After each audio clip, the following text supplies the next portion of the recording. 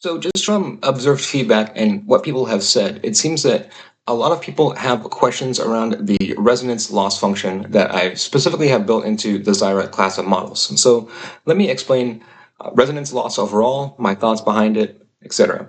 So essentially, starting off with what the Zyra models are overall, they are a class of models that utilize resonance loss and resonance-based loss in order to self-correct, to self-learn, and to essentially balance the system overall, right? The concept to me is, and flat out, is that it's based off of entropy, and then when you do lots of studies with entropy within different systems.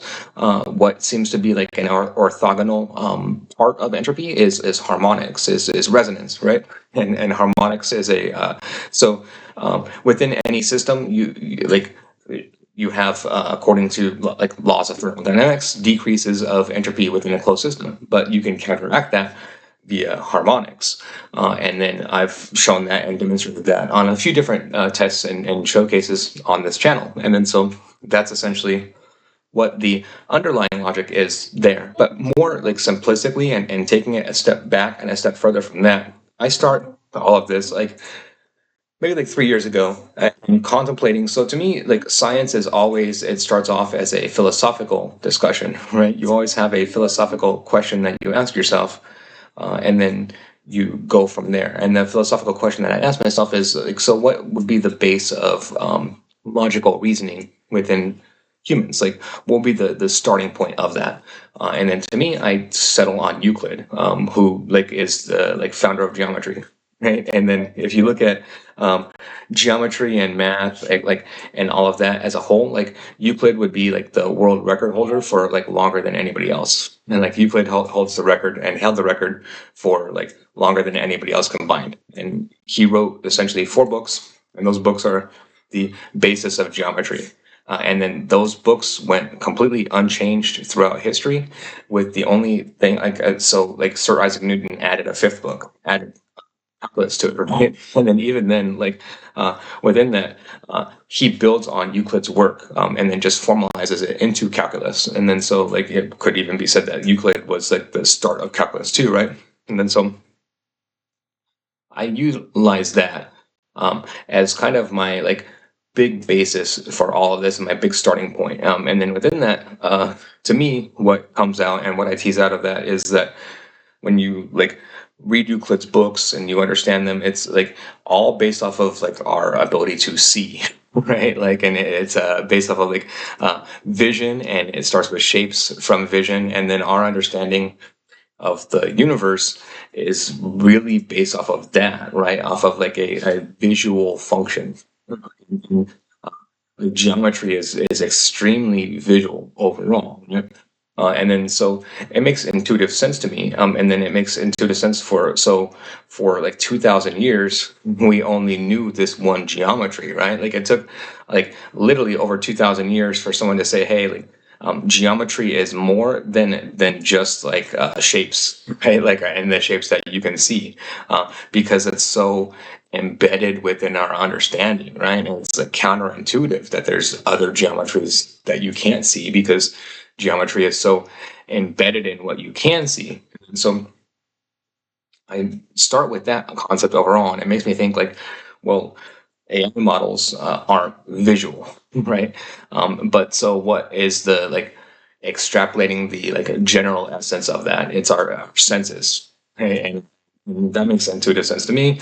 That learning is broken down into sensory interactions with an environment, and then so within that, I start studying, more about shape of data sets, the shapes that AI is focusing on, etc. And I start noticing this pattern of topology is where it first starts, and then I utilize topological measurements, which is what a lot of people utilize, mean square error, k-means clustering, stochastic loss, etc. And then I get good results, but never 100%. And then that keeps throwing me off, right? So I can understand and sense that there's an underlying topology here, but if I just utilize the topology alone, why do my tests never come out I think that they should? And then I realized there's a missing element. There's something plus topology that I'm not fully understanding within that, right? And then that leads me just down further tracks, and then that's where I come across like harmonics, and then the relationship between harmonics and geometry and topology. And then I start playing around with that specifically. And then if you understand what resonance is, that's essentially the definition of resonance, right? Topology plus harmonics, and then you get resonance overall. And then so like, like when you try to tune a tuning fork and then it only works off of like these same frequencies, a lot of that deals with topology, right? It's the wrong shape overall. And we just don't think of it in that sense.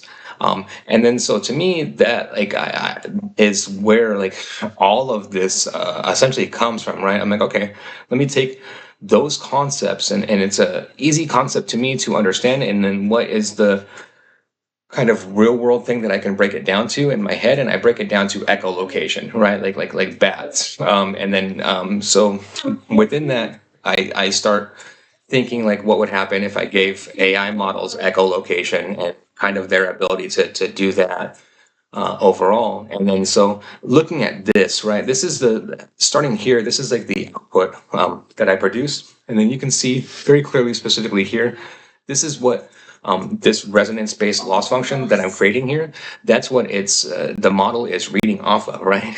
So it's like with the Zyra like loss, it's like a two-step process, right? First of all, the first step is I train it for 3 epochs on the shape, and then after that, I train it on like the human construct, and then so this is the shape, right, and that it's seeing, and then so I give it. In this instance that we're looking at here, I give it 4 different dimensions of shape, right? Alpha, beta, gamma, and delta. But we could give it more than just 4 dimensions. Like within like the swarm version of this, I'm giving it 15 dimensions of shape, and we can measure different wave functions, right? We can measure Fourier waves, we can measure Laplacian, we can measure different distances, different topology measurements, etc.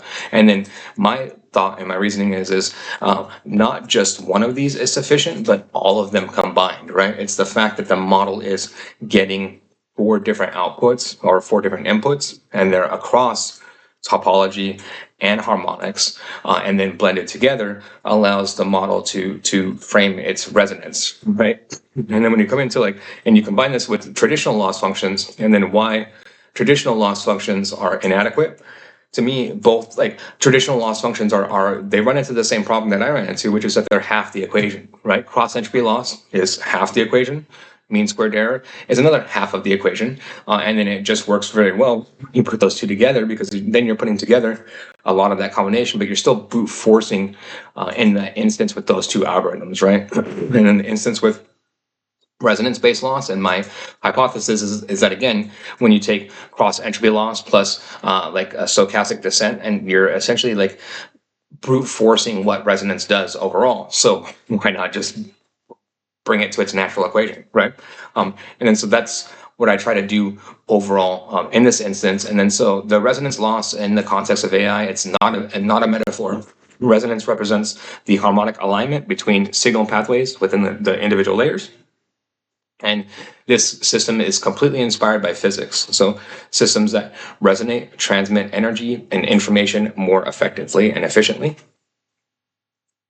And so just, going through how this looks, and then giving you kind of an example of a loss function, you can see here that like, so for resonance loss in this instance, right, again, I'm just utilizing the 4 different dimensions. So think of it like echolocation is the best way that I can break it down, right? So that's like really what I base this concept off of. This model can't see, it doesn't have actual vision, but it's interacting with its environment via its sensors. And then in this instance, the sensors that it's utilizing to interact with are sensing waves and sensing topology.